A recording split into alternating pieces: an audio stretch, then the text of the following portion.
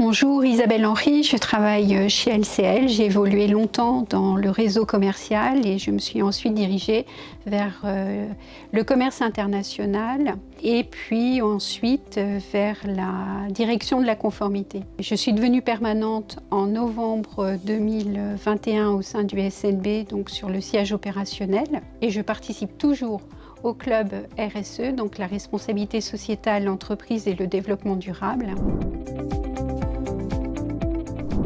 Alors je trouve que c'est un thème qui est très intéressant, qui rejoint nos principales préoccupations au sein du club RSE. Nous avons effectivement commencé par nous interroger sur notre rôle au sein de la banque et des établissements financiers en sélectionnant des objectifs de développement durable donc définis par les Nations Unies. C'est un sujet qui m'est très sensible.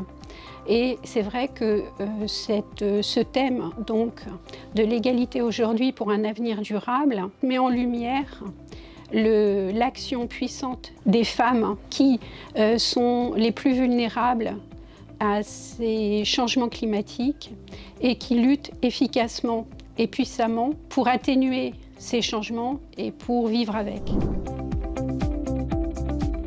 Alors il faut déjà bien reconnaître que les préjugés de genre ont la vie dure. Les biais décisionnels persistent et ne serait-ce qu'à titre d'exemple, une maternité, dès son annonce, est pénalisante. On a des jeunes femmes qui sont intéressées, qui ont un réel attachement donc, à l'entreprise et qui se sont projetées dans des carrières et qui le vivent très très mal, et généralement elles l'apprennent également qu'une promotion leur est échappée. C'est vécu comme une trahison.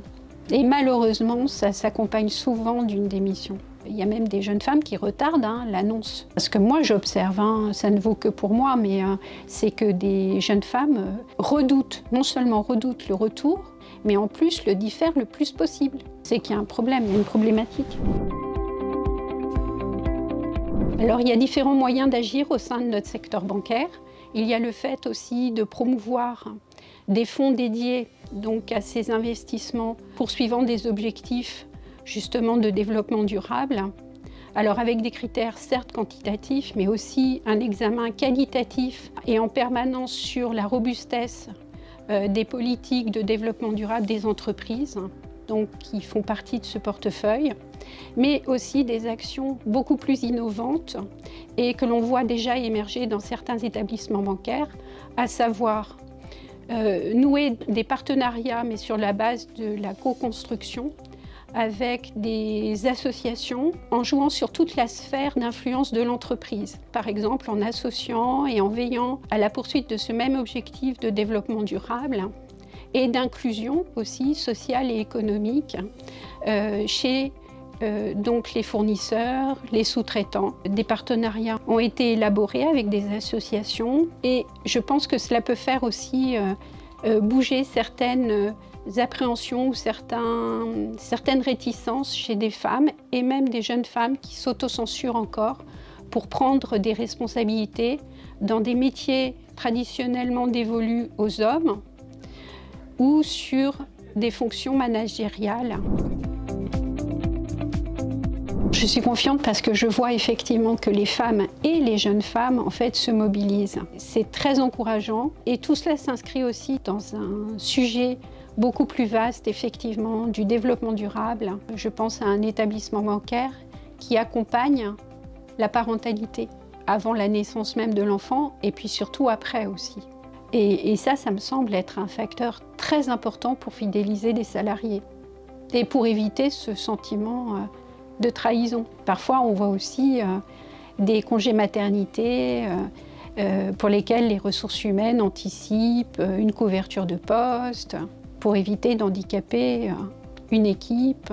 Les partenaires de ces jeunes femmes, en fait, sont vraiment partie prenante et les encouragent aussi à dépasser ces sentiments, à ne pas s'autocensurer. J'ai des collègues, des jeunes collègues hommes aussi qui me parlent et eux aussi encouragent leur compagne, à dépasser donc ces sentiments d'injustice ou de trahison, de dépasser des émotions, des préjugés, leur donne même des stratégies. Il y a aussi du mentoring au sein des jeunes couples, hein. Et ça, c'est bien. Même ces jeunes hommes disent qu'il y a beaucoup encore d'autocensure chez leurs compagnes. C'est ce qui me fait dire qu'il y a des raisons d'être confiante. Je pense qu'effectivement, c'est un facteur et un vecteur très, très important de progression en termes d'égalité des genres, bien sûr, puisque vous avez des pères qui veulent aussi jouer un rôle et dès la naissance, on sait tous que c'est crucial.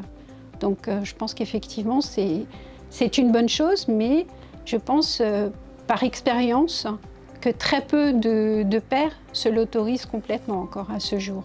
Parce que justement, ils ont l'exemple sur le terrain de collaboratrices, de collègues, donc pour eux, qui ont été pénalisées. Mais je vous remercie pour votre écoute et pour m'avoir permis de participer. À bientôt.